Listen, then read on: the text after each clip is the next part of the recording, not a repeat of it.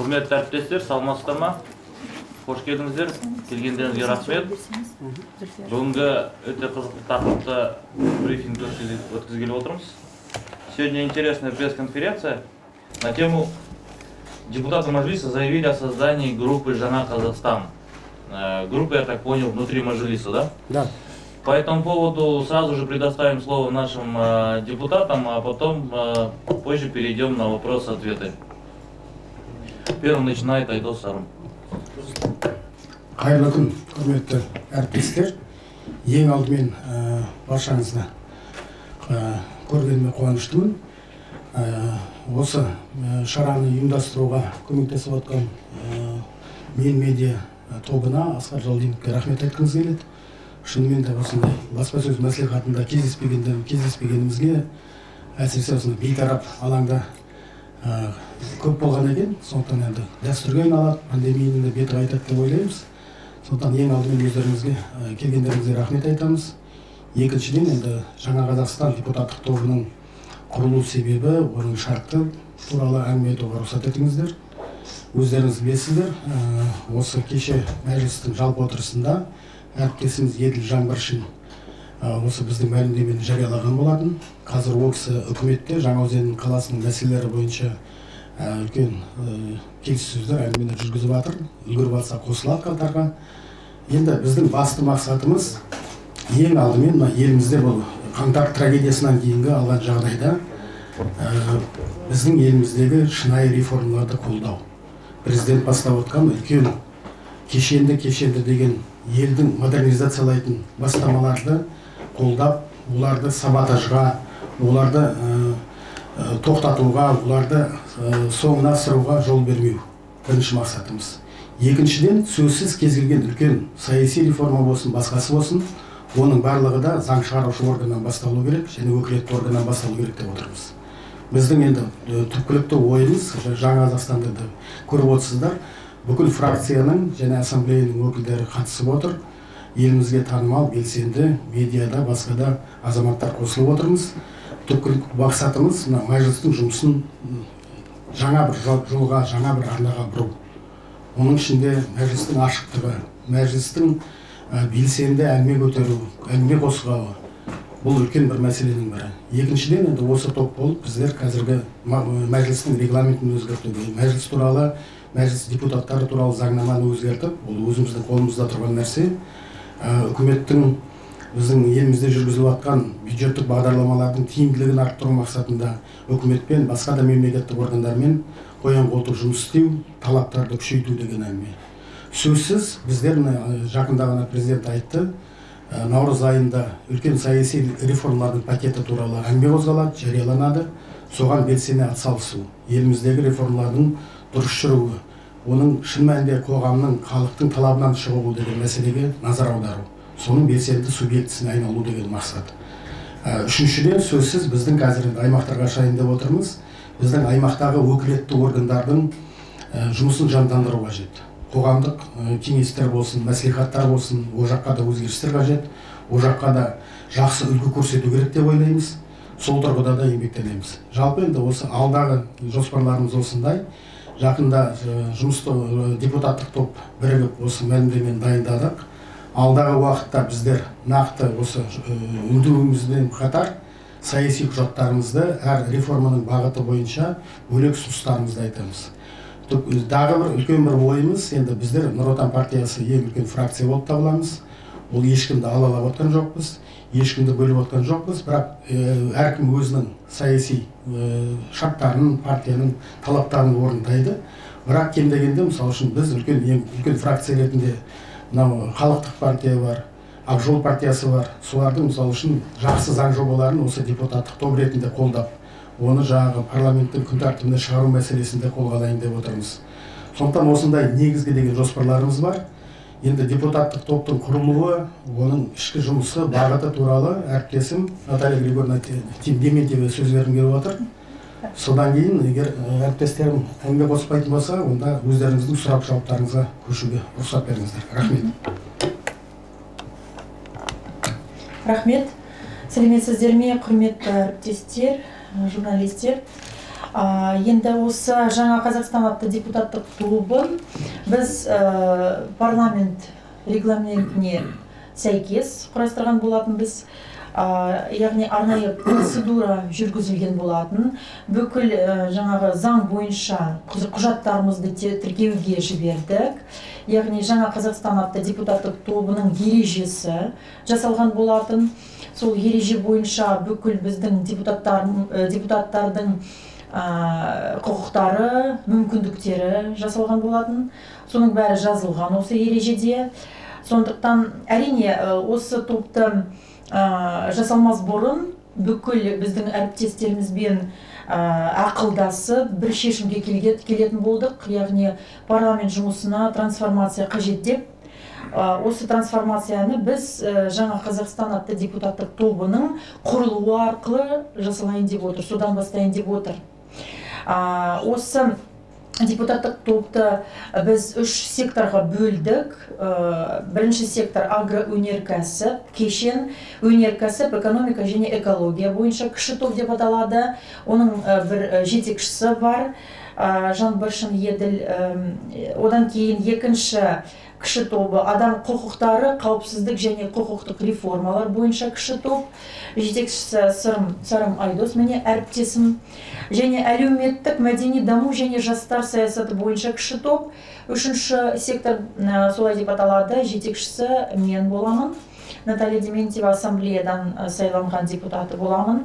Яғни әр сектор өзінің арнайы жасалған жоспар бойынша, ереже бойынша жұмыс істейтін болады.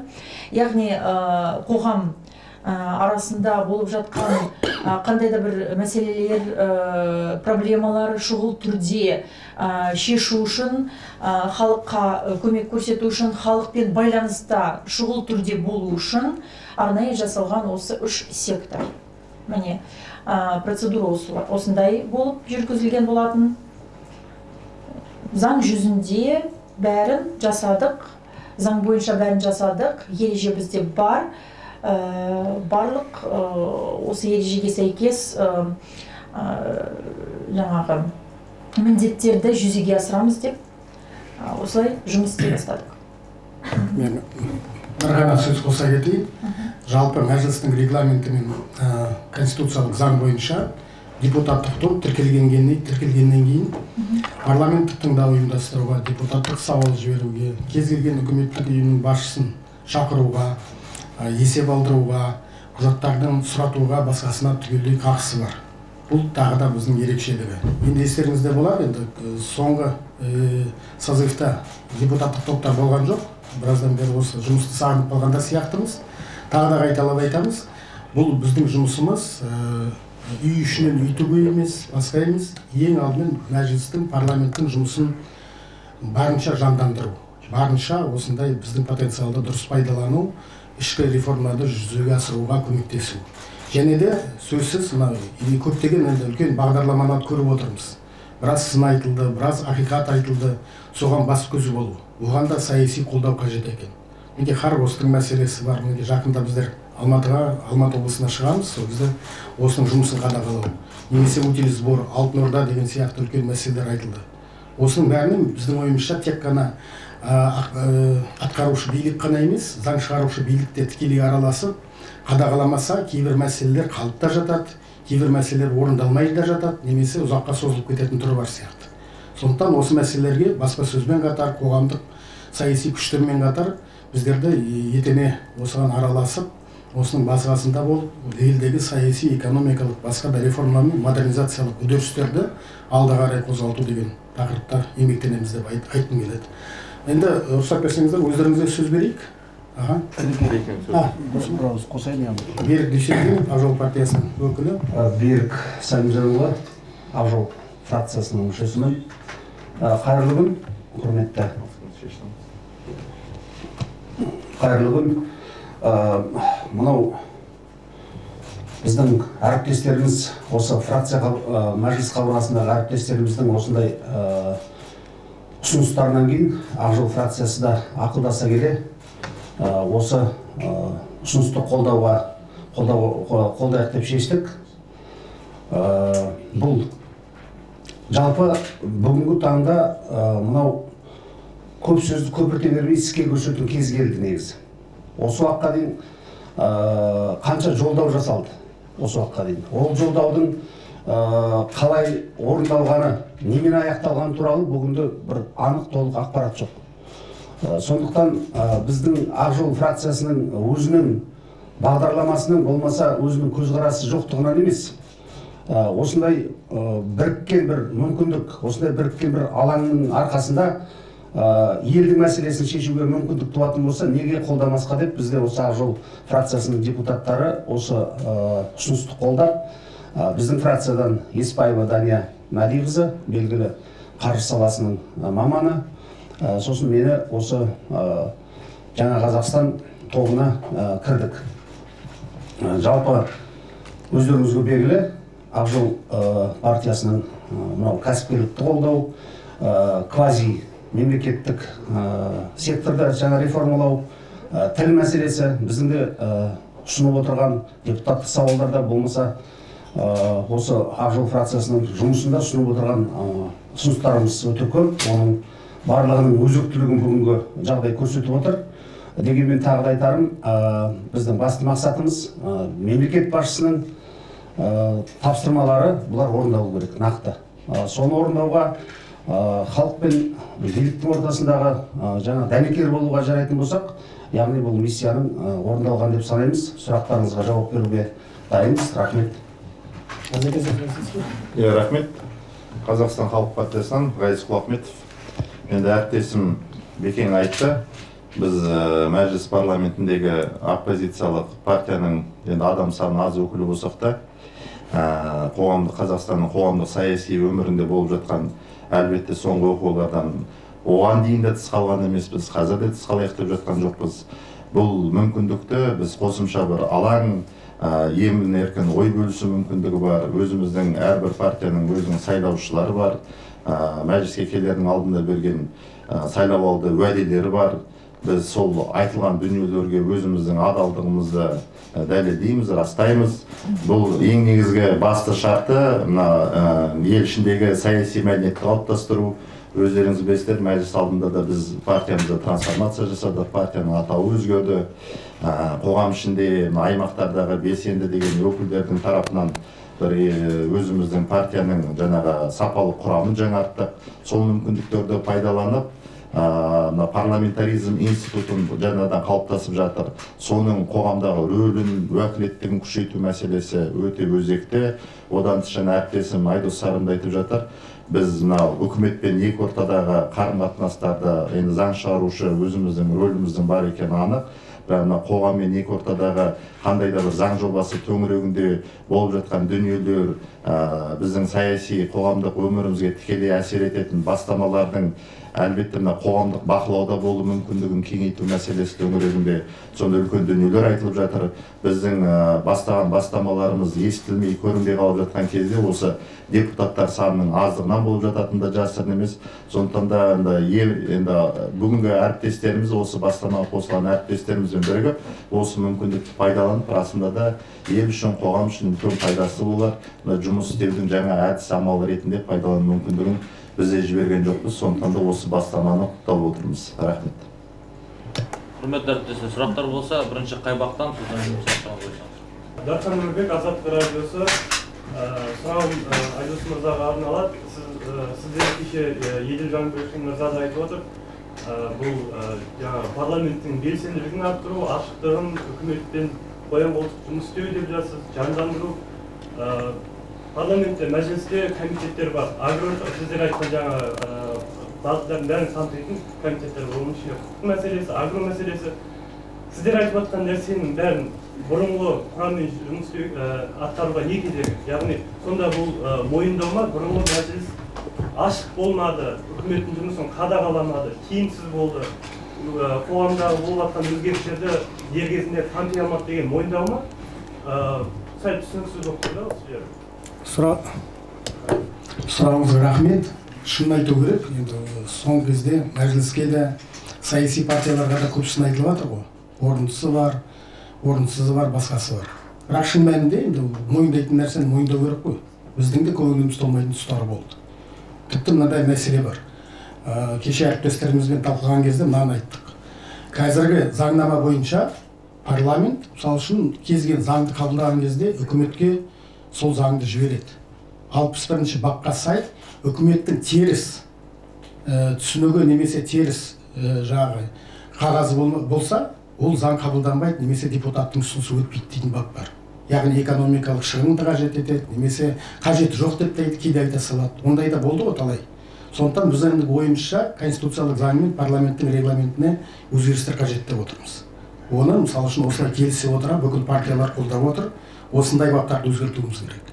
Немесе жаңағы біздің депутаттық сауалдарымыз болады. Көптеген ірі кесек мәселені қойып жатамыз. Үкіметтен кейде формалды жауап та келіп жатады.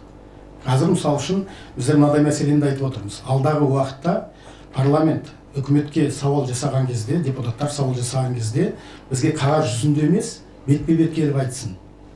Комитеттің отырысы болсын, фракция болсын, біздің депутаттық топ болсын, басқасы болсын деген. Тағы да қайталап айтамын. Депутаттық топты құру, жаңа Қазақстан тобын құру, ол үй ішінен үй тігу емес, партия ішінен партия жасау емес. Осы жұмысты бір белсенді бір атқаруға, тіпті партияаралық, ішаралық бәсекелестікті арттыруға. Бірақ кейбір кезде біздің қоғамның біріге алатын, біздің қоғамның осындай ірі үлкен тағдыр шешті мәселелер туындаған кезде біздің үй салатынымыздың бір көрсеткіші болсын деп қарап отырмыз. Шынын айтайық, енді менің де, сіздің де осы күндері баспасөзде айтылған мәселе бәрін әлеуметтік желінің бәрін көріп отырмыз ғой. Көңіліміз толмайтынымыз рас. Осы нәрсенің бәрін депутаттық топ құрмай шешуге болмас па деген сұрақ болды. Енді кейбір кезде осы жұмысты атқару үшін де менің ойымша осындай бір белсенділік, мысалы үшін үлкен ұйымның ішінде бір белсенді топ шығу керек қой. Біздің осы ниетіміз жаңағыдай. Шын ниетпен, шын осындай пәк көңілмен келіп отырмыз осы мәселеге. Менің ойымша қазіргі фракциялардың орны бар, олардың мүмкіндіктері бар. Бірақ фракциялар, мысалы үшін, ол партиялық жобалар. Олардың өзінің сайлаушылардың алдында берген уәделері бар. Мына топқа, мысалы үшін, тағы да көптеген депутаттар кіруге қазір де әзір отыр. Жаңа Қазақстанды олар да қолдап отыр. Оған ешкім күмәні болмау керек. Бірақ біздің ойымыз, мінекей партиялық, мысалы үшін, мүшелік, партияның ішінде, фракцияның ішінде болу, аймақтық факторды шайып жіберетін жағдай болады. Мысалы үшін, сен қай аймақтан келдің, қай, мысалы үшін, саладан келдің деген тақырыптардың бәрі кішкене сырылып тастайтын кездер болады. Біз осы кейбір осы партиялық жүйеден туындаған кейбір қайшылықтарды осы арқылы да шешуге болады деп сеніп отырмыз. Сондықтан осы топты құруға шешім қабылдадық. Өткен жылдан басталған әңгіме, мына бірақ қаңтар трагедиясы бұл мәселелерді тездетуге, оларды жаңа бір арнаға бұруды талап етіп отқан сияқты. Сондықтан осы топ құрылып отыр. Осы наразылық кезінде сіз партиялық жүйе туралы айттыңыз ғой, көбі мажоритарлық жүйеге оралу керек деп айтты. Яғни депутатты тікелей сайлау. Бұл яғни сол адамдар сұрап отқан реформаны болдырмаудың тетігі емес па? Жоқ, олай емес. Енді қараңызшы, енді әртүрлі пікір бар. Енді мен өзім саясаттанушы ретінде пікірімді айтайын. Біздің қоғамда мынадай пікір бар, жаңсақ пікір менің ойымша. Егер қазір депутаттарды мажоритарлы округтармен сайлайтын болсақ, парламентте 90% оппозиция өкілі отырады деген жаңсақ пікір бар. Ол жалған пікір. Өйткені енді көрдік, мен 2004 жылы Ақ жол партиясының ол кездегі сайлауын өткізген адаммын. Ең мықты Мүйізі Қарағайдай деген біздің кандидаттардың бәрі ұшып кетті. Ақша жүрген кезде, капитал жүрген кезде, миллиардер, басқалар түскен кезде халықты тікелей подкуп жасайтын, басқа жасайтын мүмкіндіктер болды. Енді білесіздер, қазір қоғамда неше түрлі жобалардың жарысы басталды. Біздің ұлттық сенім кеңесінің алаңында алғашқы талқылардың бірі болды, бірнеше ұсыныстар айтылды. Енді менің жеке пікірім, мәжіліс және облыстық мәслихаттар партиялық жүйемен сайлана бергені дұрыс сияқты. Қоғамның ішінде қандай идеология қолданысқа ие дегендей. Ал Сенат, ол аймақтардан тікелей жаңағы мажоритарлық округтармен сайланатын болса, онда аймақтардың үні де республика дәрежесінде заң шығарушы орган ішінде шыға бастайтын сияқты. Ал аудандық, басқа мәслихаттарда әрине округтар бойынша, яғни сайлаушы әсіресе микроокругтағы, ауылдағы сайлаушы өзінің депутатын анық білгені, анық көргені түсінікті. Бірақ тіпті ең керемет мажоритарлы деген округтардың, елдердің ішінде кез келген тіпті тәуелсіз кандидаттың өзі түбі я партиядан шығады, я партияға келеді. Сондықтан бәрі партиялық жүйенің классикалық институттарды жоққа шығаруға тағы болмайтын сияқты. Бірақ оларды ашып Рахмет, келесі сұрақтан көрсек. Керек болса артынан тағы да өзіңізге бөлек сұхбат берейін осы мәселе бойынша. Басқа сұрақтар.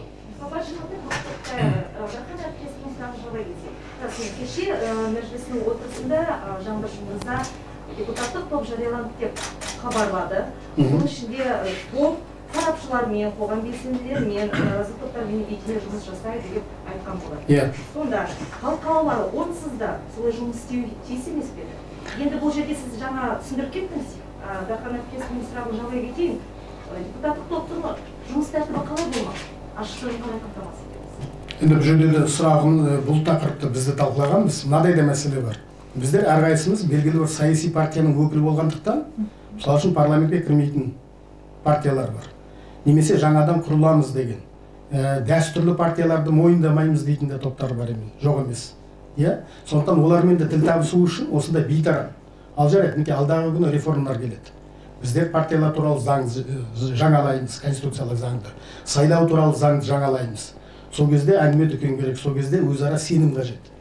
Сондықтан жаңағыдай партиялардың арасындағы бәсеке болмау үшін, партиялық жобалардың бәсекесі болмау үшін, кейбір саяси тұлғалар мен саяси партияны құруға деген ниетті азаматтардың арасындағы осындай бәсекелестік факторын азайту, төмендету үшін осындай форматты ұсынып отырмыз. Әрине, ол жұмыс басқа партиялар тарапынан да жүреді. Қазір білесіздер, парламенттің жанында партия аралық форумда бар. Бүкіл қазір өздеріңіз білесіздер, парламентке кірмеген партиялар мен саяси белсенділер, азаматтық қоғам өкілдері кез келген заң қабылданған кезде сол жұмыс тобына қатыса алады, өзінің пікірлерін ашық жеткізіп атады, депутаттар арқылы ұсыныстарын енгізіп атады.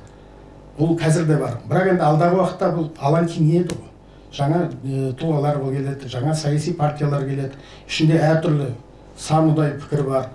Осының барлығын жаңағы осы бейтарап, яғни партиялық емес жоба арқылы топтастырудың тағы бір көзін іздеп жатырмыз. Өйткені жағдай әртүрлі, қоғамдық пікір әралуан. Қазір басым болып жатқан, мінекей осы фактор жалғыз ғана фактор, осы идеология жалғыз ғана идеология, осы көзқарас жалғыз ғана деп айтатын ешқандай идеологияда, көзқараста, факторда жоқ. Қоғам өкінішке орай қазір сан алуан бағытта жүр. Қоғам тыңдайтын адам қалмай барады. Тұлға факторы, тұлға вакуумы пайда болды елдің ішінде.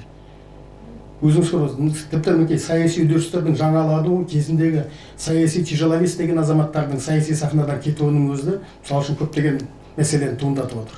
Осыған да қатысты осындай идеялар туындап отыр. Шын айту керек. Жұмыс тәртібі қалай болмақ? Жұмыс тәртібі, енді өздеріңіз білесіздер, мәжілістің регламентін қарасаңыздар, жұмыс тәртібі былай. Депутаттық топ құрылғаннан кейін оның функциялары фракцияға жақындайды. Өйткені дәл сондай жұмысты атқаруға заң мүмкіндік беріп отыр. Сол арқылы, яғни тыңдау өткізуге де, сауал жасауға да, басқасына да мүмкіндік бар.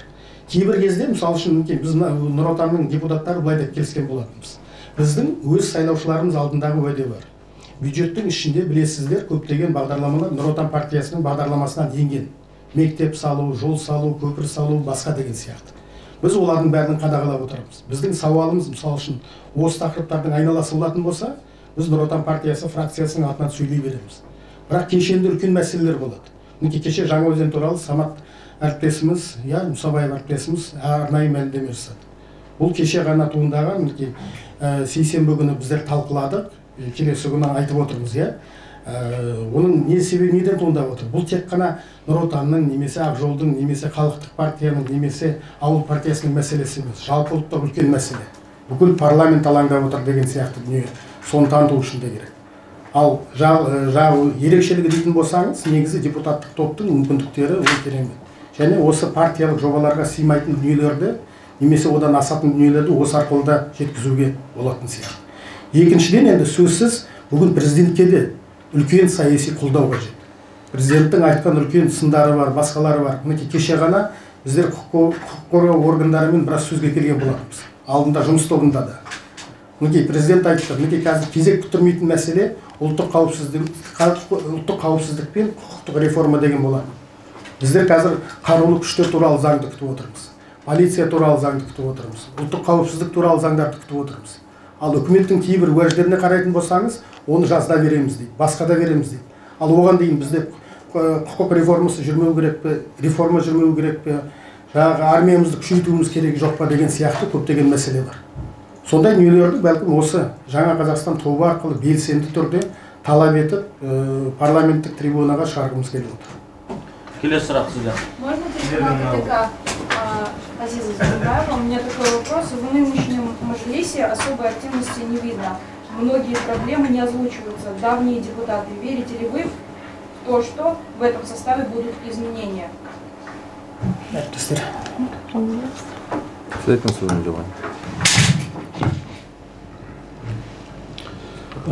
Біріншіден бұл пікір айтып отырғанысы, мысалы, бізде қазір мәжілісте жұмыс істеу тәртібі былай.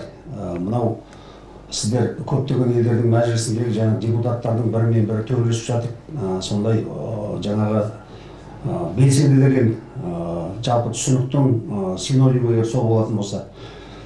Бізде мына бірінші оқылымнан екінші оқылымға дейін мына бүкіл жаңа айтып кетті Айдос әріптесіміз, қазір заң жобасын талқылаған кезде парламентке кірмей қалған партия, басқа қоғам белсенділері, сол заңға қатысты мүдделі ұйымдар, жаңағы сарапшылар, осы ұзын ырғасы бір 100-ге дейін кетіп қалатын адамдардың қатысуымен жұмыс тобында қазір талқыланады. Сондықтан мынау біздің шақырылғанымызға, біздің істегенімізге 1 жылдан асып баратыр.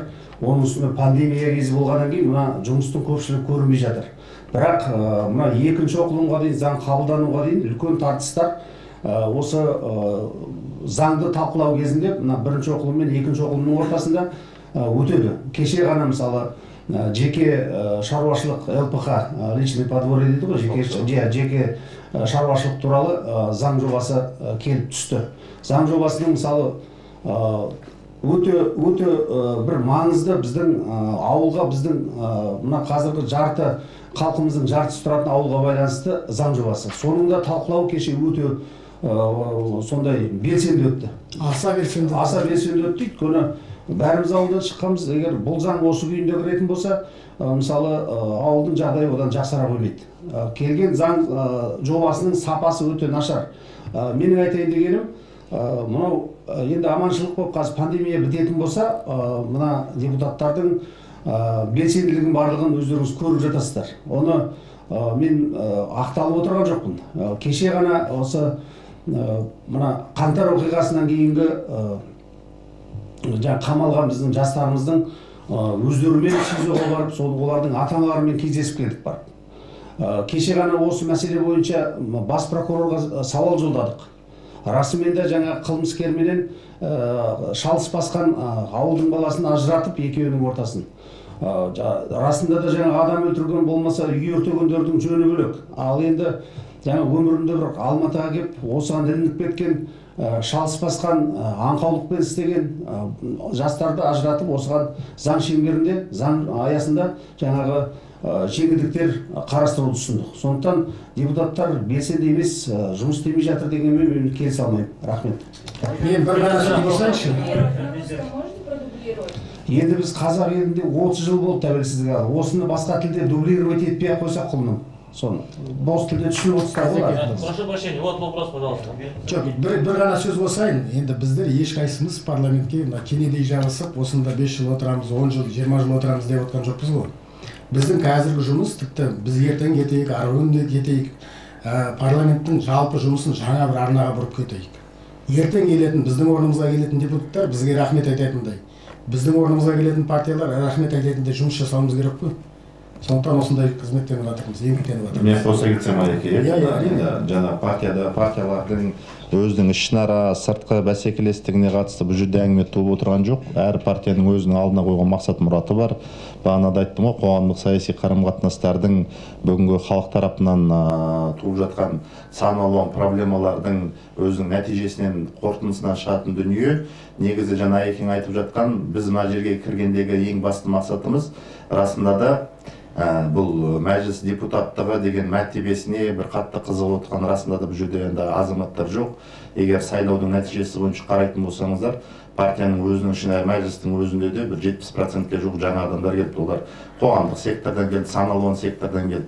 Нақты Қазақстан Халық партиясында да мысалы бұл жерде буын алмастығы деген дүние болу керек. Енді жаңа партиялық жұмыс болғаннан кейін көшілгері жүрген азаматтар, қандай да бір тәжірибесі бар азаматтар буын алмасып отырып, өзінің ішкі жұмыстың мәдениеті бар, оның ішкі құрылымдық дүниелері бар, соны кейінге келетін буын депутаттарға түсіндіріп отыр. Бұл енді партиялық жаңағы сайлауалды электораттың сайлауалды насихаттың алдында болып жатқан ғана дүние емес, бұл біздің күнделікті жұмысымыз. Мысалы, жаңа Айдос әріптесім айтып кетті, Конституцияның 61-ші бабының 6-шы тармағына қатысты дүние. Жаңа қоғамда болып жатқан көптеген проблемалардың көтеру кезінде, болмаса қандай да бір заңды көтеру кезінде, неге 6-шы тармағында, яғни мемлекет шығынын талап ететін, болмаса мемлекет табысын азайтатын, сондай шығынды талап ететін дүниелерді жаңа парламент, осы конституция, үкімет конституциялық мүмкіндік берілген. Бұл мұндай бастамалар жаңа шығын шықпағаннан кейін бірден көтерілмей қолдау таппай жатыны бар бір жақты. Сондықтан да біз боламыз ба, бізден кейін келетін депутаттар бола ма, осындай саяси мәдениетті қалыптастырып, расында да тыңнан түрен салып кету негізгі мақсатымыз. Ал одан тыс жұмыс, біздің депутаттық тобымыз біздің тікелей фракцияның жұмысына, болмаса партияның жұмысына тікелей ешқандай кедергі келтіріп отырған жоқ. Үкімет жаңа президенттің айтып жатқан соңғы қоғамдық саяси өзгерістер талап ету мүмкіндігі, саясатқа жаңа өкілдердің келуі. Мысалы, мен де өзімнің еңбек тәжірибемді журналист болып бастадым. Осы жерде тұрған біраз әріптестермен де жұмыс істеген кезінде. Журналистикадан кетіп, кейін мысалы уран өндіру саласында жұмыс істедім. Яғни адам өзінің қандай бір даму межесіне жеткен кезде осындай саясатпен араласу мүмкіндігі бар. Расында да осы қоғамның дамуына өзіндік үн қосқысы келе алатынын, сондай мүмкіндіктің берілгенін, шынайы берілгенін, сондай бір айғақ дәлел ретінде сондай мәселе біздің айтайық деп отырмыз. Рахмет. Сіздер депутаттық осының құрылымы төңірегінде нақты жауап беріп өтіңіздерші. Жақсы. Бұл құрылым қалай болады? Оның төрағасы бола ма? Оның ішінде тұрақты мүшелері бола ма? Сіздерге жалақыларыңызды біраз жылға тоқтатты ғой. Осыған итеген ақын қоссын кішкене біздің жұмысымыз артты деген ұсыныстары бола ма сіздерден? Одан кейін сіз айтып өттіңіз ғой, мынау кейбір жерлерде егерде депутаттарда тікелей сайлау мүмкіндік беретін болса, ол жерге қаражат табылатын мүмкін басқа деген сияқты. Сонда біздің қазақстандық қоғам ондай сайлауға дайын емес, ақшаға сатылып кетеді деген сияқты бір пікірлер ол жерде. Одан кейін сіздер мына қадағалаймыз деп отыр екенсіздер.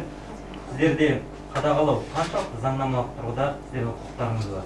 Және де бұл үкімет, бұл жаңадан сайланған азаматтарды қадағалап отыру міндет пе? Олар кішкентай бала емес, жұмыстарын атқару керек. Одан нәрсе айтыпсыздар. Бұл бөлек сұхбат болып кетейін деп отыр ғой. Мен қысқаша әрқайсысына саналарыңызды сақтап бөліп жауап берсеңіздер деген. Одан нәрсе президент адал ақ ниеті бар, елді дұрыс жолға бұратын, соны қолдауымыз керек деген бұл жалған ұрандар емес пе деген сияқты. Одан кейін енді сіз жаңа айтыңыз тұлғалар жоқ.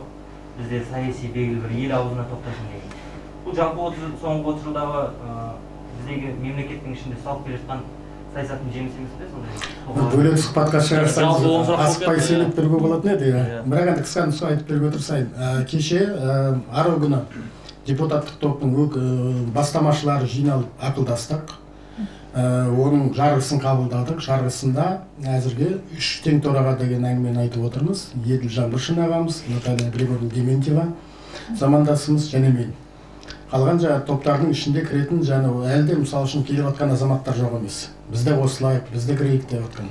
Біріншіден, бұл жалақы басқа дейтін болсақ, ешқандай оған қосымша үлес бермейді. Бірақ есесіне президиумға, бюроға бір адамымызды жолдауға мүмкіндік аламыз. Тұрақты түрде қатысуға, мәжілістің күн тәртібіне әсер етуге, басқа депутаттық сауал жасауға, министрлерді бөлек шақыртуға, аймаққа шығып арнайы баруға, есік ашуға, басқасына депутаттық топтың енді функциясы фракцияға жақындап қалған деп айтып отырмыз ғой. Жаңағы 3-ші, 4-ші деген мәселелерге келетін болсақ, шынымен де енді осы жағдайдың өзі көрсетті ғой. Елімізде мінекей жұрт сөзін тыңдайтын адамдар азайып баратыр, өкінішке орай. Ақсақал дейтін ақсақал қалмай баратыр. Мінекей басу айтатын. Енді оның бәрін саясаттанушы ретінде де талай айтып келдік қой. Авторитаризм деген негізі елге жақсылық емес екенін түсіндік қой. Қазір осы басталған үдерістерді, тазаруды, арылуды аяғына дейін жеткізу керек. Бұл үлкен мәселе. Өйткені шын айту керек. Мына сөзге айтқанға оңай. Бірақ мынау қарапайым ғана мысал айтайық, аймақтардың ішін мәселесін қараңызшы. Ғасырлар, жылдар бойы, ғасыр бойы жинақталған жергілікті әкімшілік мафия бар. Районо деген, Гарано деген, басқа деген. Оның мысал үшін пәрменін кейбір мысал үшін депутаттардың, кейбір партиялардың оларға әсері жоқ деп айтуға болады. Кешегі мысал үшін дау туған газ мәселесі. Соның айналасындағы жаңағы дәнекер болып жатқан немесе әрбір нәрседен бір схема жасап содан пайда табайын деген. Мысалы үшін қарапайым осы өңірдің осы бір айдың ішінде талай нәрсе көзімізде ашылып жатыр, талай нәрсені басқаша шешу керек екенін, мүмкін екенін көріп отырмыз ғой. Мысалы үшін біздер алдағы бір аптаның ішінде ме, алдағы бір кезеңде ме Алтын Орда базарын аралап қарамақшымыз. Өз аяғымызбен барып, бәрімен сатушылармен, тауар алып келіп жатқан ұйымдармен, жаңағы ауыл тауарын өндірушілермен дегендей. Сол сияқты да осындай бағыттарды қазір қоғам болып, ел болып күштеп, нығыздап өткізуіміз керек кейбір реформаны. Ол айтып отырмын, әлі талай әңгімені, талай қызықты, талай қарсылықты, талай саботажды көресіздер. Оның ішінде, медианы пайдалана отыра, ойбай, мінекей үкімет бізді құртып жатыр, жойып жатыр, басқа деген әңгіменді айтылатын, әлі майда шүйді олигархтардың саботажын көресіздер, әлі талай қызықтар мен сұмдықтарды көреміз әлі. Сондықтан енді айтып отырмын ғой, мен шын айтайын, адам ретінде де, мәжілістің депутат ретінде де президенттің шын ниеті бар екеніне сенемін. Президентке оңай емес. Президенттің соңғы қабылдаған шешімдері тарихи шешімдер. Батпандап кірген нәрсе мысқалдап шығады деген қазақтың мақалы бар ғой. Сол сияқты да біз енді менің ойымша ол тек қана жалғыз президенттің ғана қолынан келетін шаруа емес. Бүкіл қоғам болып араласуымыз керек, бүкіл қоғам болып қадағалауымыз керек. Әсіресе осындай түйіткілді, осы авторитаризмге алып келген, осы монополизацияға, осы олигополияға алып келген нәрселермен қоғам ретінде белсенді күресуіміз керек, және олардың қарсылығы болатынын да түсінуіміз керек.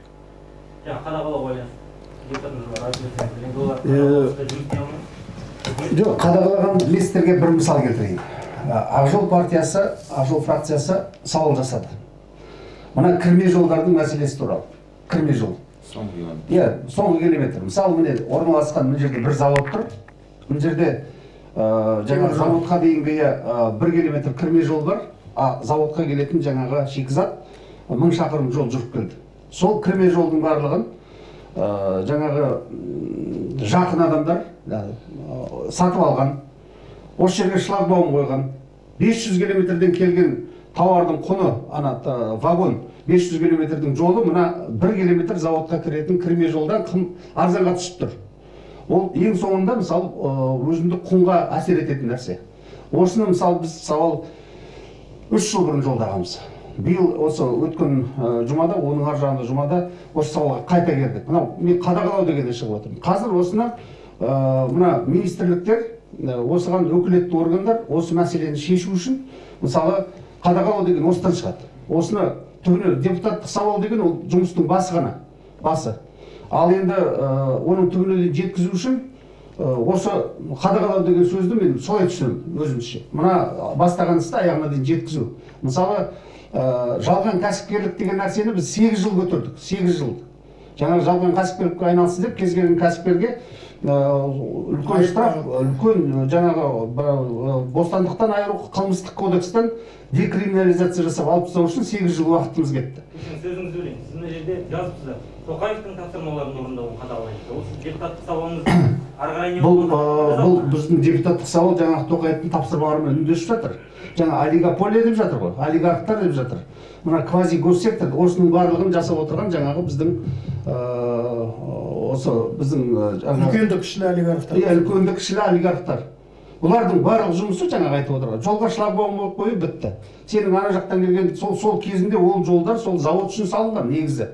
Ана заводтың иелері тіптен қазір әбден жалыққанын мына жолдан айналма жол салып отыр өздеріне. Енді осыған жеткізген адамдарды енді ол мысалы ол президенттің тапсырмасы емес деп қалай айтасыздар? Президенттің тапсырмасын үкімет орындайды. Үкімет сонда олигархтардан қорқа ма? Оларды үкіметті қадағалап отыру керек деп жатыр. Енді қараңызшы, мына бақылау неден туындайды? Біздегі жағдай былай ғой. Аймақ бар, сала бар, басқасы бар. Иә? Кейбір министрліктердің әлі келмейтін нәрселер болады. Кейбір мәселені заңмен шешуге тура келіп отыр.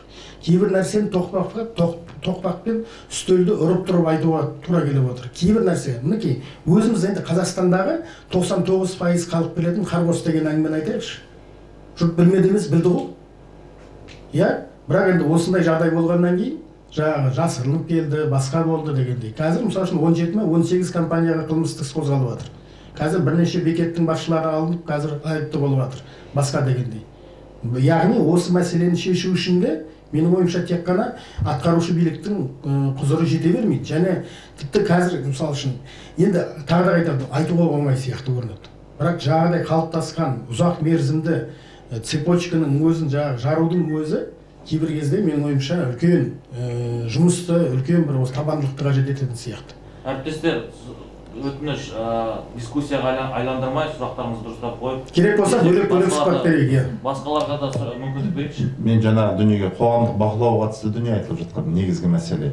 Бұл тек қана депутаттардың болмаса аудандық деңгейдегі мәслихат депутаттардың бір ішкі мәдениетін қалыптастыру, соған қарай бір ашықтықтан тыс, бұл расында да әрбір қоғам белсенділер тарапынан атқарып жатқан реформаларға өзінше бір оң қосу мүмкіндігін ары қарай насихаттау қажеттілігі.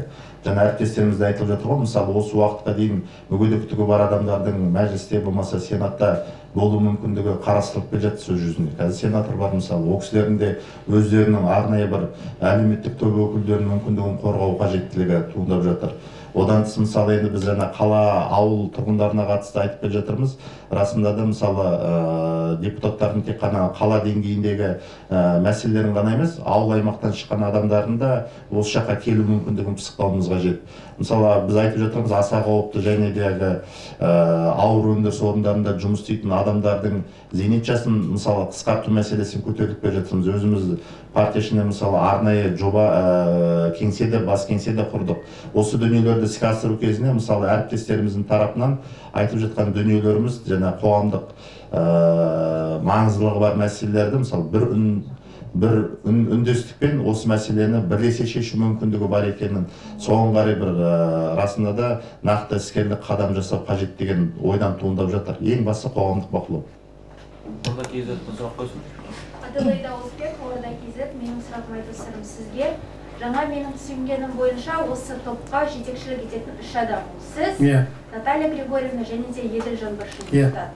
Үшеуіңіз де Нұр Отан өкілдерісіз. Қазір халықтың Нұр Отанға деген көзқарасын ескерсек, бұл қаншалықты орынды шешім? Енді қараңызшы, жоқ, Наталья біріншіден Нұр Отан емес екен. Ассамблеядан кіріп отыр. Жоқ. Ассамблеядан сайланған депутатым. Бірақ Нұр Отан өкілісіз. Иә, Нұр Отан өкілі. Енді қараңыз, енді мен мынандай нәрсені сізге айтайын. Біріншіден Нұр Отанға әрине сын көп. Осы кезге дейінгі, мысалы үшін үкімет мүшелері де, әкімдер де, басқа да Нұр Отан мүшелері.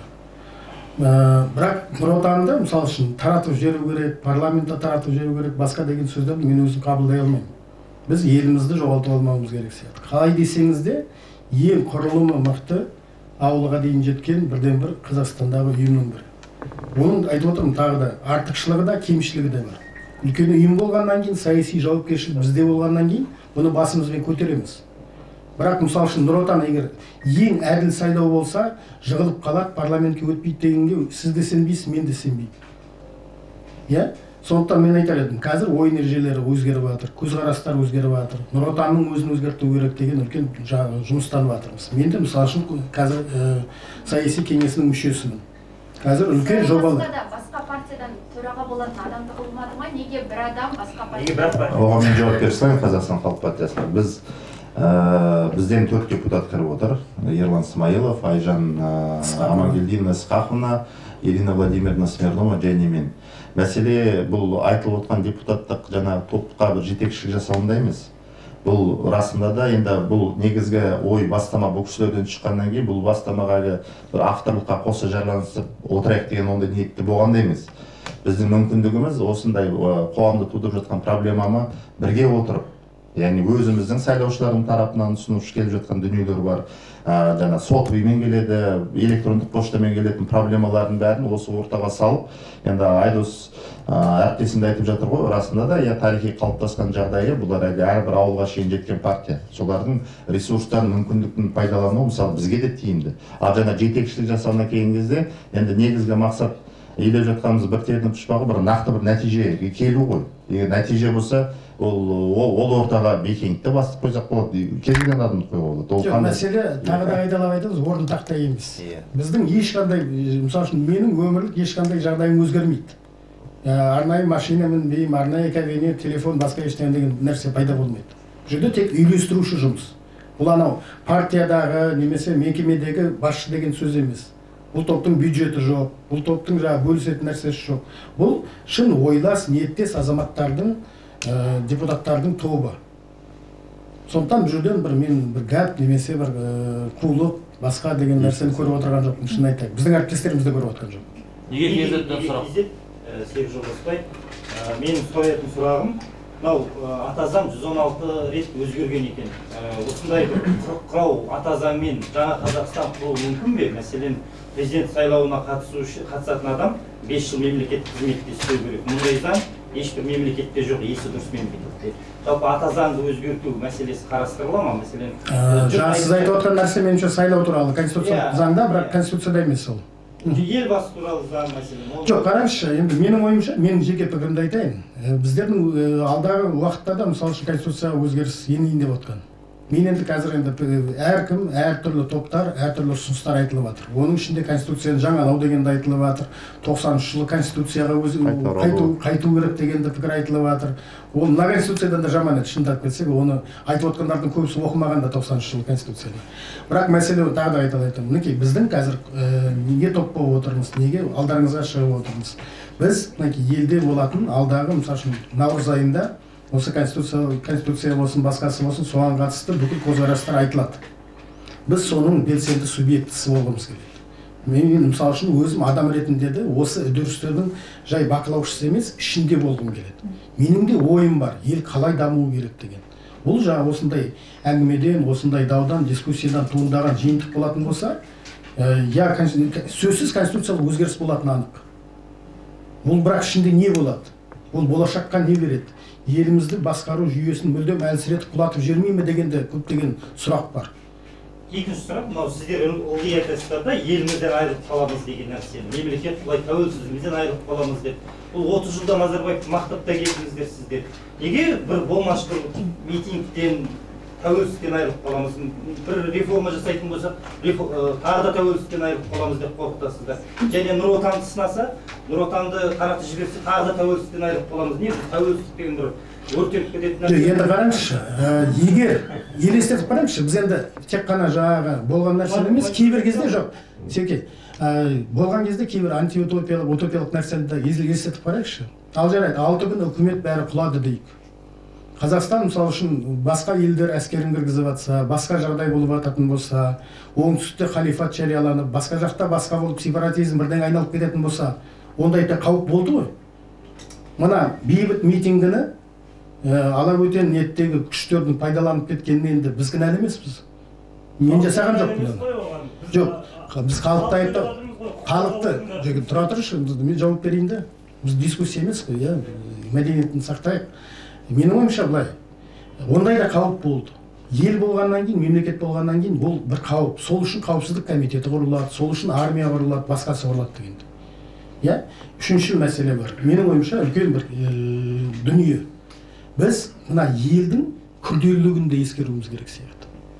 Көрдік, шын айту керек, енді жүйенің әлсірегені соншама, халық алдына шығатын шенеуніктерді көрдік, шыға алмайтын шенеуніктерді көрдік, жұмысын тастап кеткен полицияны көрдік, сатқындық жасаған опасыз қауіпсіздік қызметкерлерін де көріп отырмыз, басқасын да көріп отырмыз деген. Қауіп жоқ демейік. Біз енді бәлкім мен мысалы үшін ешбір әріптесімді ала алғым келмейді. Бәріміз де елдің патриотымыз. Түсінігіміз әртүрлі болуы мүмкін, мен либералдау болуы мүмкін, біреу консерваторлау болуы мүмкін, мәселе онда емес. Бірақ бәріміздің айтуы көксегеніміз елдің мәселесі ғой. Қазір елді бұзбай, елдің бағытын дұрыс жолға бұратын бір тарихи мүмкіндік туындап отыр. Бұл артық сөз емес, пафос емес. Меніңше осы жағдайды бейбіт жолмен, мінекей, енді Франция мен Англияның тарихын сіз де білесіз ғой жақсы. Мінекей, Францияда бірнеше 5 революциядан өткен еді. Оның артықшылығын, кемшілігін енді өздері француздар біле жатар. Англия, мысалы, соған қарап, бет түзеді, өзгерді. Азия елдерінде де, Америкада да, басқа елдерде де ондай жағдай орын болды. Біздер, мысалы үшін, тарихымыздағы ең күрделі сынақтан өтті.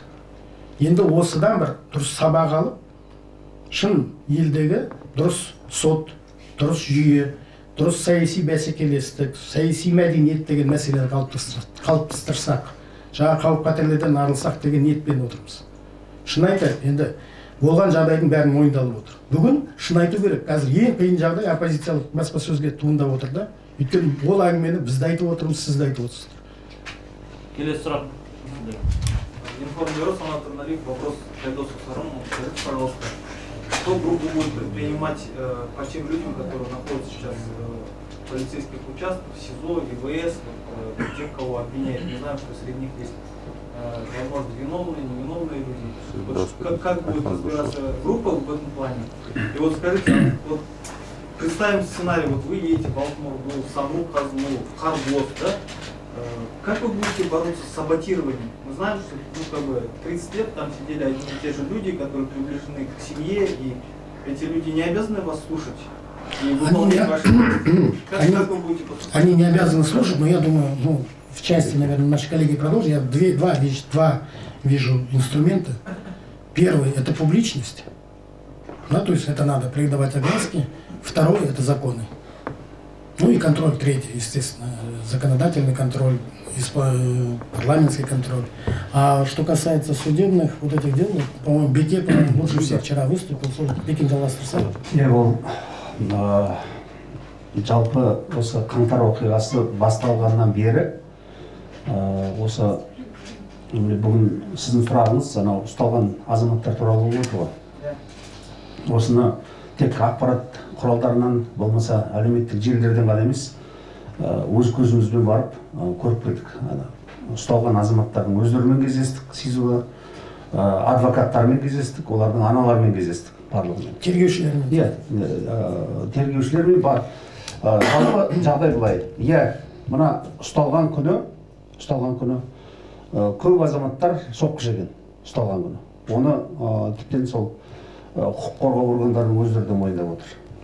Бүгін СИЗОда отырған тергеу амалдары жүріп жатқандар, ондай ұрып соғудан ешкім ұрып соғып жатқан жоқ. Енді заң, негізі заң барлығының алдында бірдей. Заң алдында бірдей жауап беру керек. Бірақ бүгінде мына мемлекет басшысының тапсырмасы бар ғой. Жазасын ауырлататын жағдай болмаса, жеңілдікті қарастыру керек деген. Соған қатысты барып көріп келгеннен кейін осы бас прокурорға жолдадық сауалымызды. Соған байланысты жергілікті облыстық прокурорлардың да көзқарасы қазір жақсы. Көптеген жасы кәмелетке толмаған азаматтар босап шықты. Мынау жаңағы адам өлтіруге ауыр қылмысқа қатысы жоқ деген азаматтардың санкциялары өзгертіліп қазір қолхатпен шығып жатыр. Осы мәселені біз бас прокурормен, жергілікті прокурормен қазір назарда ұстап отырмыз. Күнделікті бізге ақпарат жіберіп отыр. Осынша адам шықты. Тіптен тергеу амалдары жүріп жатқан жетімдер үйінің өкілдері де бар екен. Олардың енді іздеушісі жоқ. Олардың іздеушісі жоқ болған, мен өз атымнан өтініш жасадым. Мен кепіл болайын, егер ауыр қылмыс жасамаса, осы балаларды жаңа қолхат алып жіберіңіздер деп. Сондықтан толық бақылауда отыр, толық бақылауда. Енді бірақ тергеу амалдарына араласуға біздің құқымыз жоқ. Дегенмен осындай араша түсуге, сауға сұрауға мүмкіндігіміз бар, оны көріп отырмыз. Күнделікті хабарда отырмыз. Комитеттің депутаттары. Біздің заңнама сот-құқықтық реформа комитетінің депутаттары осымен айналысып жатыр. Және мынадай бір не болса, үлкен бір мәселенің бірі, енді бәрімізді толғандырып отырған мәселе ол шындықтың айтылуы ғой. осы нәтижесі қалай болды, кім не үшін жауап беру керек деген мәселе. Сондықтан мына үш партияда кезек бәріміз мәлімдеме жасаған болатынбыз, парламенттік тыңдау өткізу деген. Бас прокуратура, ішкі істер министрлігі, қауіпсіздік комитеті барлығы парламенттің алаңына келіп, бүкіл осындай қоғамның ішінде бар сұрақтарға бүкпесіз, қолындағы дерегімен, дәйегімен, фотосымен, видеосымен жауап беру қажет. Жергілікті жаңағы қамауда отырған азаматтардың адвокаттарының да жаңа туыстарының да сұрап отырғаны әділдік. Егер ол расымен де жаңа қылмысқа қатысы болса, сол қылмысқа жауап берсін. Басқа қылмыстың мойнына жүктемесін деп отыр. Біздің де айтып отырғанымыз осы, әділдік талап етіп отырмыз. Радиосы Нұргүл Тақпаева, менің бірінші сұрағым, жаңа Қазақстан деп аталған депутаттық топтың құрылуы бұл президент әкімшілігімен ақылдасылды ма? Сіздер президенттің тапсырмасын орындалуын қадағалаймыз деп отырсыздар, яғни ақылдасылды? Жоқ. Ақылдасылған жоқ. Біз өзіміз парламенттің ішінде кіріп, өзінің процедураларын бәрін қарап, осындай жасап отырмыз. Біз президент әкімшілігі айтпаса да істейтін шаруаларымыз бар ғой өмірде. Президент әкімшілігіне хабары жоқ? Жоқ. Оларға құрылғаннан кейін бізге тіпті кеше айтылған кезде президенттің өкілі бізге жетті, жүгіріп келді. Жігіттер не білдіріп жатсыздар деп. Әзілдеп айтып отырмын енді, бірақ шын құжаттарын көрсетіңізші, басқасын кеше алып кетті. Келесі. Қалай қадағалайсыздар сонда? Қалай жүзеге асады? Енді жаңағы ежіктеп жауап бердік қой. Оған жауап болған жоқ. Қалай қадағалайтындарыңыз нақты бір қадамдарын айтыңыздар. Сіздер рекомендательный характері бола ма? Түсеңдер, бүйтсеңдер. Бір заңдық күші бола ма? Сіздер айтып тұрсыздар, фракцияға біз уже жақындап қалдық. Міне заң бойынша депутаттық топ дегеніміз фракциядан бір саты төмен тұрған құрылым. Оның мемлекеттік органдардан кез келген қағаз алдыруға, кез келген министрді шақыртып алуға, заңнама ісіне тікелей араласуға, жаңағы парламенттің қандай құзыры бар, депутаттың жекелеген немесе фракцияның, соған жақын біздің мүмкіндіктеріміз бен қақымыз бар. Жақсы, президенттің тапсырмаларын орындалуын қадағалайсыздар, ал қоғамға қандай пайда болады? Егер мәселелер дұрыс шешіліп жатса, реформалар жүріп жатса, одан артық қоғамға қандай пайда керек? Шындық айтылып жатса. Келесі сұрақ. Партия құруға әкелмей ма бұл қадамдар? Жоқ, ондай ниет жоқ. Первый канал Евразия, журналист президент. Скажите, пожалуйста, вы говорили, что количество, есть уже известное количество депутатов, которые будут в группе, или вы еще будете набирать? Қазір бастамашы топ 31 адам, тағы да қосылайық, қатарда болайық, бірге жұмыс істейік дейтін әріптестеріміз бар. Енді депутаттарға жақсы жалақы төленеді, машинада қызметтік пәтерде беріледі, атқаратын міндеттеріңіз бірдей, артылған жүктеріңіз бірдей. Не себепті 31 қалған 76-сы қайда? Және сенат депутаттары бұл ұсыныстарыңызды қолдай ма екен, осындай бастама олар да көтерер ме екен? Және не себепті депутаттық топтың аты жаңа Қазақстан?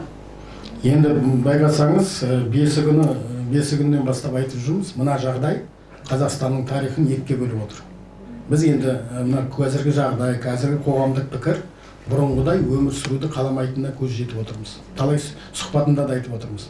Біз қазір жаңа Қазақстанда өмір сүріп отырмыз. Жаңа Қазақстанда ояндық 5-нен кейін. Сондықтан жаңа Қазақстан деп айтып отырмыз. Оны президент те айтты, қоғам да айтып отыр. Бізге жаңа ел керек, жаңа құрылым қажет деп. Сондықтан енді ырым болсын деп атауын сөйтіп қойып отырмыз. Әріптестерімізге келетін болсақ, жаңағы біз бір бөлек, қалғандары бір бөлек дейтін әңгіме жоқ. Тағы да қайталап айтамыз, енді бұл осы күндері өзіміз жақсы танитын, білетін, медиаға танымал дейтін азаматтарды өзіміз ұсынып, солармен сөйлесу керек.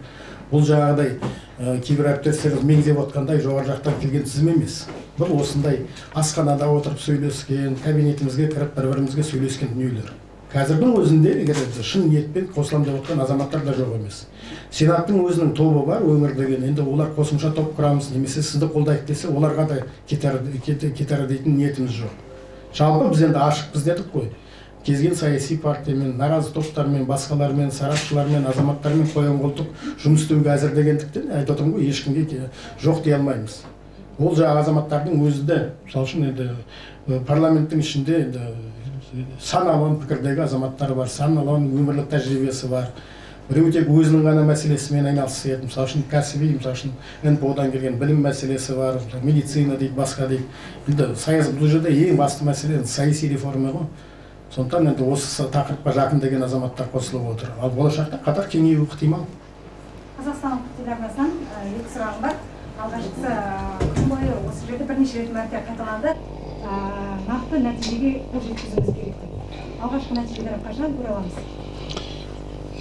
Әріптестер айтасыздар ма? Бастай берейік. Енді жоқ, мен де сұрап отырмын ғой, енді сөйлеп үйреніп қалғаннан кейін қиын ғой. Жалпы егер сіздер білмейсіздер ғой, негізі жоспарымыз бойынша біз ендігі жұмада аймақтарға шығайын деп отырмыз. Арнайы жоспарымыз бар. Сол 10 күндік сапарымызды біз әртүрлі аймақтарға барып, халықпен кездесіп, осы жаңа Қазақстан депутаттық топтың шеңберінде шұғыл түрде мәселелерді алып, өзімізге проблемаларды шұғыл түрде үкіметпен бірлесіп, қайтып келіп, соны шешеміз деп ойдамыз. Сондықтан менің ойымша 10 күннен кейін белгілі бірінші нәтижелер шығады деп ойдамыз. Екінші сұрақ, жалпы енді қазір өздеріңіз білесіздер, қоғамда депутаттарға деген сенім аз, ал осы депутаттық топ қаншалықты халықтың сенімін қайтаруға мүмкіндік береді? Айта ала ма жалпы? Мен жауап берейін, Енді қаншадан болса пікір сондай, әлбетте бағанада айтып жатқанымыз сол ғой, мәжілістің негізгі ішіндегі белсенді топ өкілдерінің бар екендігін көрсету.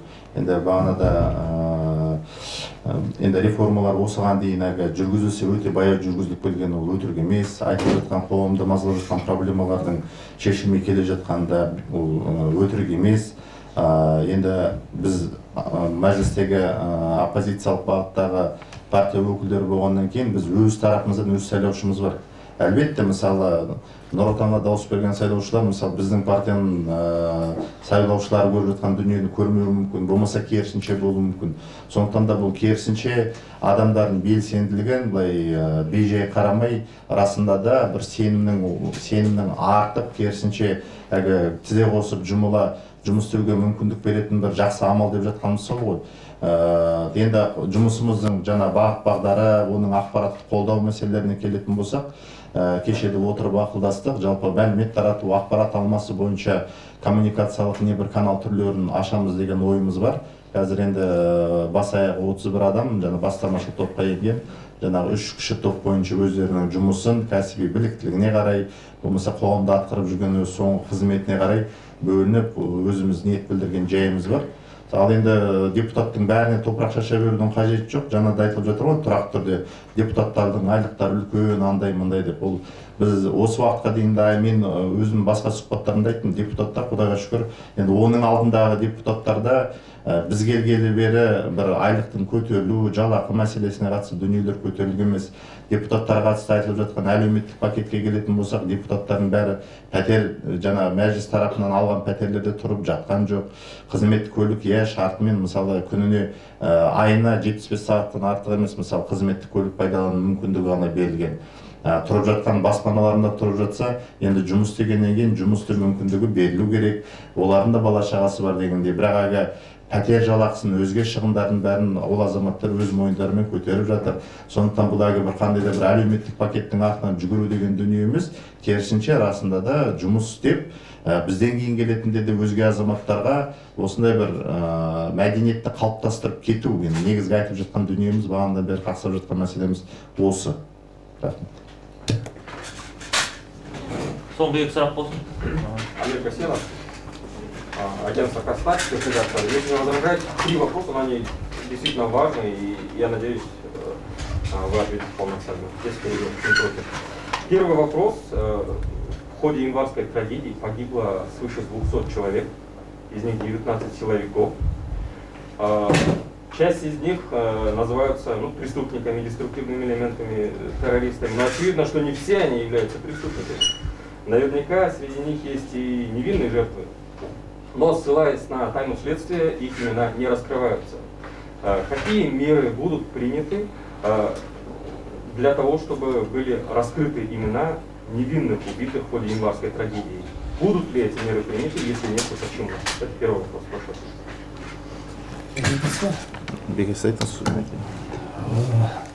Жаңағы сұрағыңызды жартылай жауап беріп кеткен сияқтымын. Расымен де 10 жыл бұрынғы жаңа жөндеу қайтыс болған адамдардың сұрақтары әлі алдымыздан шығып жатыр. Мына кешегі қайтыс болған, ол лаңкес бола ма, біздің қызметкер бола ма көшедегі.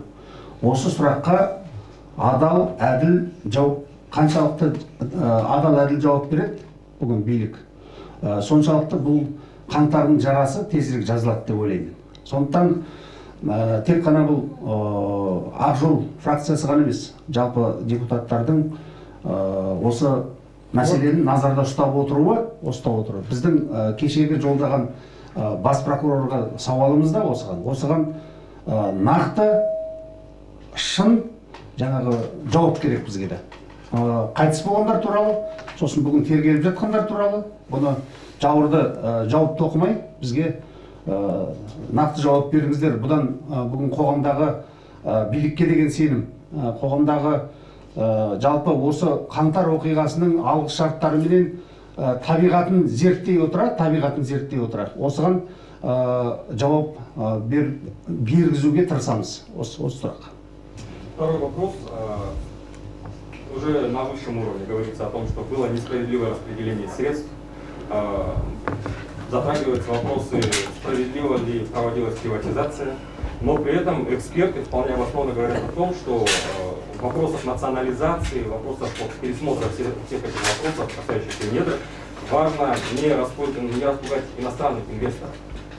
Но при этом мы же все прекрасно знаем, читали о том, что были факты подкупа наших чиновников.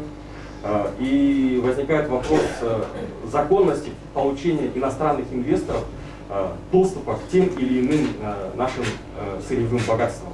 И в этой части будет ли проводиться работа по выявлению фактов незаконного доступа иностранных инвесторов? Каким образом вы планируете это делать? И планируете ли это делать вообще? Енді жалпы мұнай саласында, тау-кен игеру саласында расында да ондай деректердің болды деген ақпараттар осы уақытқа шейін айтылып келді. Жасырылып келген енді айтылып келді.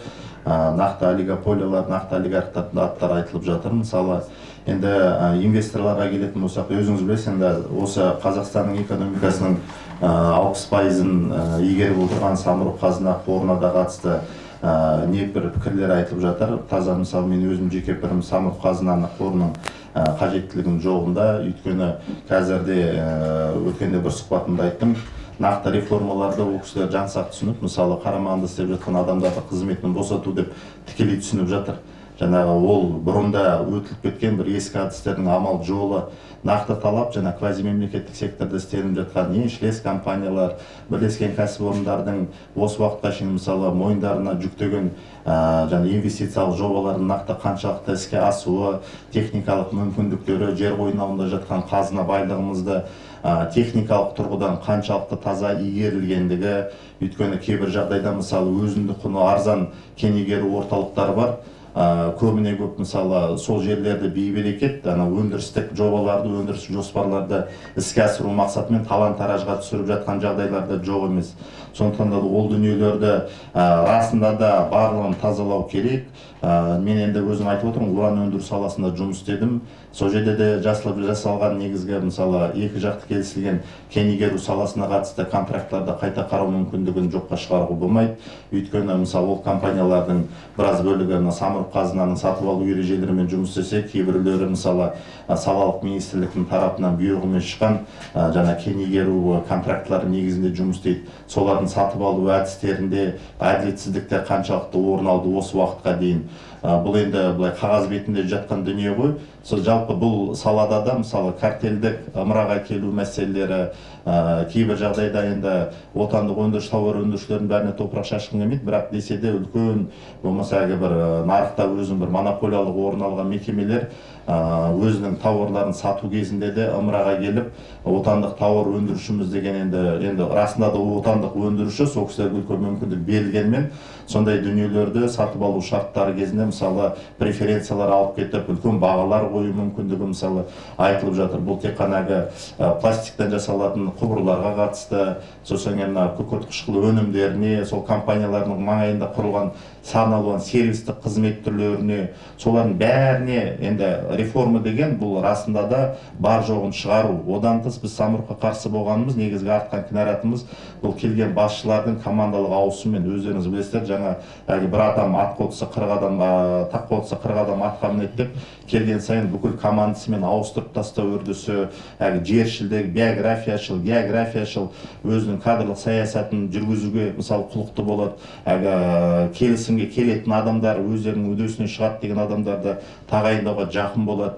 Ал расына келген кезде мысалы кез келген атқарған істердің ортасындағы адамның мысалы өзінің күнделікті тұрмыс жағдайын жақсарту қажеттілігіне еңбек адамның рөлі өкінішке орай кейінге қалып кетіп жатыр. Соңғы кезде мысалы батыста болсын, оңтүстік Қазақстан өңірінде болсын, еңбек дауларының көбеюі, одан тыс кәсіподақтардың осы уақытқа шейін енді біздің түсінігімізде кейбір салалық кәсіподақтардың қолды қуыршақ есебінде қызмет атқару мүмкін деген сияқты күдіктеріміз де жоғымыз бар, оны өздеріңіз білесіздер. Сондықтан да кәсіподақтармен мейлінше жұмыс істеу керек. Депутаттық топқа да партия, біздің партия тарапынан мысалы шахтада біз былтырларды аймақтарды аралаған кезде айтып жаттық. Мысалы еңбек жастарға қазір жұмыс орындарын ашу керек, жұмыс орындарын беру керек деген сияқты дүниелер айтылып жатыр. Енді қосымша завод, фабрикалар салынбаса, ол адамдарды қайда, олардың кәсіби біліктілігін жетілдіру үшін университеттерді ашамыз дейді. Мысалы жақсы, жаман бастам емес, әрине жұмыстағы, нарықтағы жұмыс күшінің кәсіби біліктілігінде жетілдіру қажет, бірақ ол арбаны алыптың алдына жеудің де қажет жоқ, онда тиянақтап пысықтап алу керек. Сондықтан да жаңа кадрлық резервтер жасалу, айта берсе әңгіме көп, өте көп. Ең бастысы негізгі біздің де жалпы әріптестеріміз енді ойымыз бір жерден шығып жатыр. Зейнеткерлер әсіресе жаңа шахтада 60 жасқа шейін мысалы заводта жүріп жұмыс істеу мүмкіндігі, оны тыныс алу жолда сан алуан кәсіби ауруларға ұшырап жатыр. Біз керісінше мүгедектердің санын жылдан жылға көбейтіп келе жатырмыз. Соның есебінен мысалы біздің әлеуметтік шығындарымыз азаймай жатыр. Сондай дүниелерге мұқият болсақ, ал жалпы ревизия керек деп есептейміз. Мен бір ғана сөз қосып кетейін. Шынымен үлкен мәселе қозғап отырсыз. Инвестициялық климаттың тіпті мына қаңтар трагедиясы қаншалықты әсер еткенін білмей отырмыз әлі. Сондықтан енді инвестициялық бизнес климатты бұзуға, құртуға болмайтын сияқты. Біз бұндай жағдайға түсіп жатқан жалғыз ел біз емеспіз ғой. Әлемде білесіз, осындай приватизацияға қатысты кезінде қосымша салық дейтін болатын, британдық тәсіл бар, басқалар бар, оны да пайдалануға болады. Ал шетке шыққан капиталдар басқалар бойынша енді кешеде тапсырма айтылып жатыр ғой. Менің ойымша, мына бүгінгі парламенттің бір істеген үлкен ісінің бірі, біздер бірнеше үлкен халықаралық конвенцияға қол қойдық, Қазақстан қосылды. Ішіндегі ірісі Греко деген үлкен келісім, 68 ел кіретін. Соның ішінде кез келген әсіресе заңсыз деп табылған капиталды қайтарып алу мүмкіндігіне Қазақстан толық ие. Кеше мысалы үшін тапсырма берілді. Енді менің түсінігімде қазір бас прокуратураның жанынан арнайы бір департамент ашылу керек сияқты. Сол департаменттің ішіне халықаралық дәрежедегі заңгерлер келіп, әр мысалы үшін кеткен енді ақшаның көбісі Африкаға басқа кетіп жатқан жоқ қой. Негізі Еуропа елдері, батыс елдері, Азиядағы дамыған елдер дейтін болсақ, солардың заңнамасын жақсы үздік білетін заңгерлер осымен қайтарумен айналысу керек. Біріншіден, екіншіден енді жаңа өзіңіз айтып отырсыз, егер жаңағыдай заңсыз деп табылатын нәрселер болатын болса, енді екі жолы бар. Біреуі заңын пайдаланып алу, бірақ оның да теріс әсер болатыны анық. Екіншісі жаңа мен айтқандай заңдық, яғни салықтық басқа да қосымша келісім арқылы, басқа арқылы енді оны біраз елдер атқарған. Әсіресе мына деколонизациядан өткен, немесе жаңағы посткоммунистік елдердің ішінде бұл жағдайлар орын алды. Енді бірнеше тәжірибесі бар.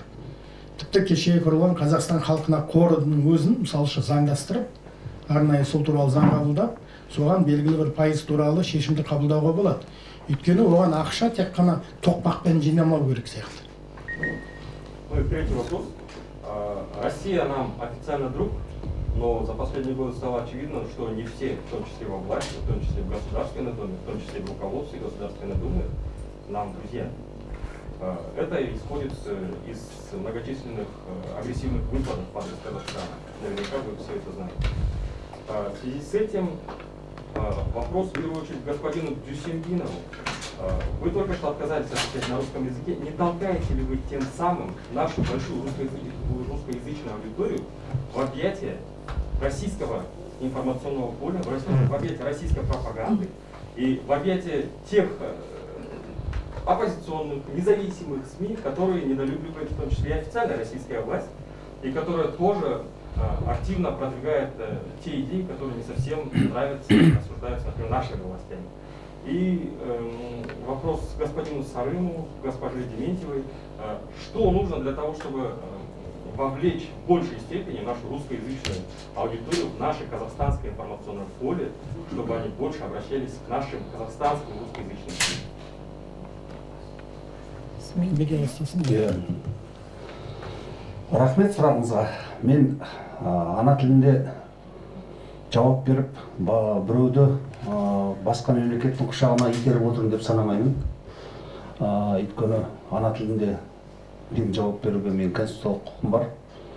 Оның үстіне тағы да айтамын, 30 жыл тәуелсіздігі бар мемлекет, 30 жыл тәуелсіздігі бар ел. Сол елдің тілінде тіптен ол біздің жаңағы басқа тілді азаматтарды басқа мемлекеттің құшағына итеріп жатқан нәрсе емес. Ол керісінше оларға сұрақ, 30 жылдың ішінде осы елді халқым десең, осы елді паналайым десең, осы елдің азаматы болам десең, неге осы елдің тілінде сөйлемейсің деген сұрақ туады. Сондықтан менде ешқандай ондай қорқыныш жоқ басқа біреудің елдің. Бұл екі үлкен мемлекеттің ортасында өмір сүргеннен кейін бұл біздің құдай қосқан көршілеріміз, олармен жұмыс істейміз, олармен біздің дипломаттар жұмыс істеу керек, олармен біздің мына Еуразия экономикалық одағындағы біздің ең озық азаматтармен жұмыс істеу керек. Олар мына негізі осы екі үлкен мемлекет біздің економикамызды көтеруге, экономикамызды дамытуға бір қазақ айтпай ма?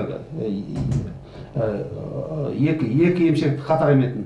Мысалы, сондай деңгейге жеткізуіміз керек. Тек қана жаңағы бірен-саран саясаткерлердің айтқанына еріп, бұл жерде шуылдамай, өзіміздің экономикалық саясатымызды, ұлттық саясатымызды, ұлттық экономикамызды көтерудің мәселесін ойлауымыз керек.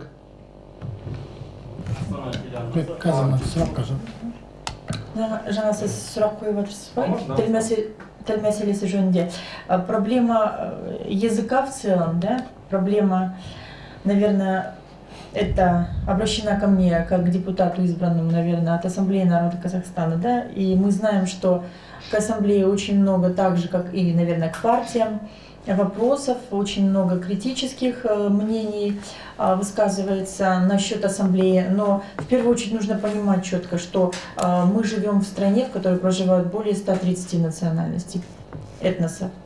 Соответственно, для их жизни, для продвижения, для развития культуры каждого из этносов у нас в стране, соответственно, созданы все условия. И для того, чтобы консолидировать казахстанское общество, то есть всех представителей этносов, создана ассамблея, которая уже 27 лет.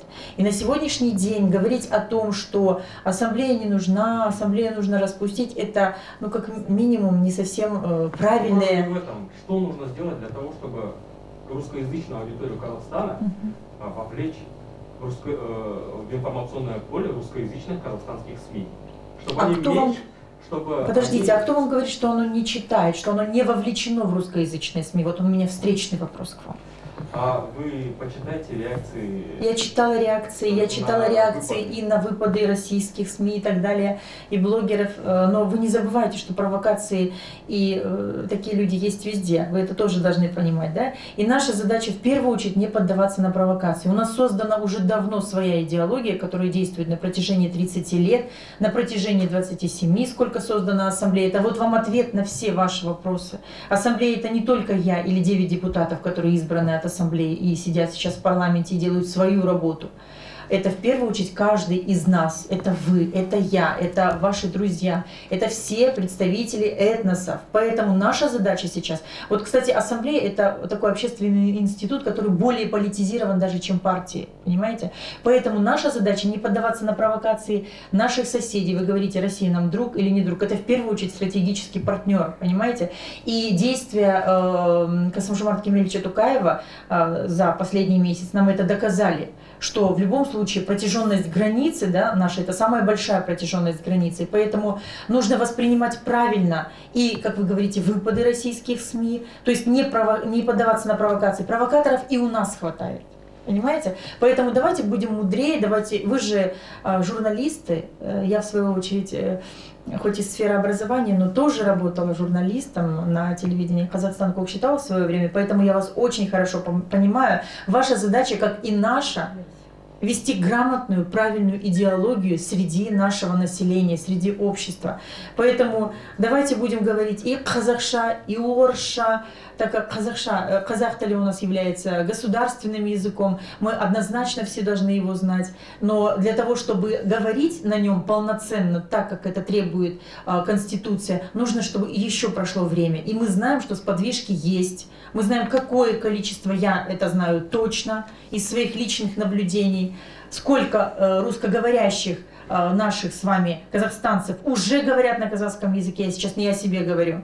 Поэтому однозначно Ассамблея делает свое дело, однозначно процесс развития и расширения границ использования казахского языка, он есть, и вы сами свидетели этому. Поэтому давайте вести просто правильную идеологию и не поддаваться на провокации. Наталья Григорьевна, назовите цифру, вот вашу, может, отдельно потом сколько человек разговаривает уже на нашем казахском языке? Ну, вы знаете, это очень сложный вопрос. Я думаю, что никто... Есть наблюдения, я знаю конкретно людей, я с ними общаюсь, мы хорошие друзья по регионам, практически с каждого региона я знаю ребят, молодых ребят, которые говорят свободно на казахском языке, мы с ними общаемся, у нас есть группа, так как я уже давно занимаюсь пропагандой государственного языка, но последние 20 лет это точно, так как сама являюсь учителем казахского языка и литературы, поэтому на сегодняшний день таких людей все больше и больше. Мне рассказывают сами ребята, понимаете, к сожалению, цифру я сейчас сказать не могу, это невозможно. Есть отдаленные глубинки, казахи ауылдар дейміз ғой, в которых реально ребята говорят на казахском языке, как на родном своем. Они на русском плохо говорят, с акцентом говорят, они говорят на казахском. Поэтому это процесс времени, понимаете?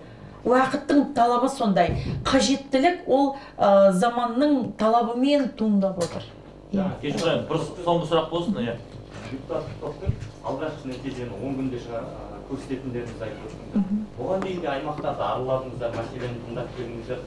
Дәл солай мәселені тез шешуге не кедергі болып келді сонда осы? Кедергі болған жоқ, шештік қой. Әр мәселеге мұқият қарап, шешімге келетін болдық қой.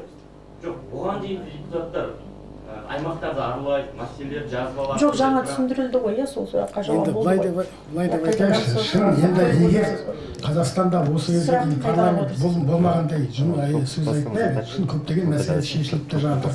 Мына осында отырған әр азамат қаншама жүздеген адамның мәселесін жекелегенде шешіп жатыр, басқасын да шешіп жатыр. Бірақ қазір тағы да қайталап айтасың. Егер мысалы үшін осы кезге дейін парламент жұмыс істемеді, басқа десеңіз, сіз де қателесесіз. Сын бар. Сынның көбіне келісуге де болады, басқасында болады. Бірақ қазір жағдай күрт өзгерді. Қазіргі, мысалы үшін, шешімнің жауапкершілігі, қазіргі үнсіздіктің жауапкершілігі, қазіргі бейжайлықтың жауапкершілігі бұрынға қарағанда 15 ба, 100 ба, 1000 есе артып отыр. Біз шын мәнінде қазір үлкен бір тарихи сәтті. Мен мысалы үшін өткенде бір әріптестермен сөйлесіп отырмыз. Енді кем дегенде менің буыныма 2 рет Ауман Төкпелі заманды жазыпты. 2 рет содан өтіп 90-шы жылдар көріп едік осындай өзгерістерді. Қазір соған пара-пар өзгерістер басталып жатыр, жүріп жатыр. Сондықтан енді бұл жерде енді басқаша жұмыс істеудің тәсілін көрсету, жаңаша жұмыс істеудің тәсілін көрсету, оны ары қарай аймақтарға өткізу деген ол енді заман талабы. Бұрынғыдай енді өмір сүре алмайтынымызды көрдік. Соны мысалы үшін паш ету, соған ықпал ету, соның ішінде болу, сол үдерістерге араласу, нақты ұсыныстар беру. Мысалы алғашқы нәтижеде болса, соның бірі мысалы үшін алдағы уақытта саяси реформалар басқа бойынша нақты үлкен кешенді құжат жасау деген сияқты нәтижелер болады. Және жаңа өзіміз айтқандай, өткір деген жаңа қоғамның ішінде дау туғызған мәселелерге жаңа белсене араласып, соның дұрыс шешілуіне ықпал ету ғой. Әріптестеріміз аймақта да жүр, басқада да жүр. Қасымызда бүгін қазір келе алмай жатыр. Мысалы үшін Еділ Жаңбыршин мырзаларды алыңыз. Өткенде қандай орасан еңбек етті. Халықпен ішінде жүріп 5 күн бойы қанша мәселе шешілді, кеше айтылып жатыр. Кеше 10 қосымша Жаңаөзенге қатысты ұсыныс берілді. Оны бір күннің ішінде отырып жазып шықтық мысалы үшін. Аймақпен минут сайын сөйлесіп отыр. Сол сияқты жұмыстар жүріп жатыр. Оның енді біреу көрінетіні бар, көрінбейтіні бар. Біреу пиарды жақсы көреді, біреу жек көреді дегендей. Бірақ істеліп жатыр. Енді бірақ енді жаңаша жұмыс істеудің жолын тәсілін іздеу деген әңгімеге көшіп жатырмыз ғой. Және болашаққа жақсы бір дәстүрмен институттарды қалдырып кету. Ең мәселе үлкен осы. Дариға Назарбаева бар ма осы депутаттардың ішінде? Жоқ. Жалпы әріптестеріңізді парламентке кету керек деп есептейсіздер ма? Әзірге ол кісі бір шешім қабылдамаған сияқты. Енді мен Орда KZ сайтына бір сұхбат бергенде айтқам. Енді егер енді қазіргі жұмыста жоқ, сыртынан тон пішпей жатайық, енді келсе айтармыз. Енді менің түсінігімде ол кісі өз еркімен жаңағы заявление жазып кеткен дұрыс шығар. Дәл осындай жағдайда. Неге? Енді қалғанын өзіңіз де көріп отырсыз ғой. Сіздің өзіңізді естігім келеді. Бөлек сұхбат берейін керек десеңіз. Рахмет әріптестер келгендеріңізге. Енді ойлаймын, депутаттарды подъездің алдында күзетіп, суыққа ұшырамай осында келіп сұрақтарын қоя бересіздер. Өкінішке орай, осы пандемия кезінде Қазпресс-клубта, Нацпресс-клубта жабылып қалды. Неше пресс-клубтар алмады.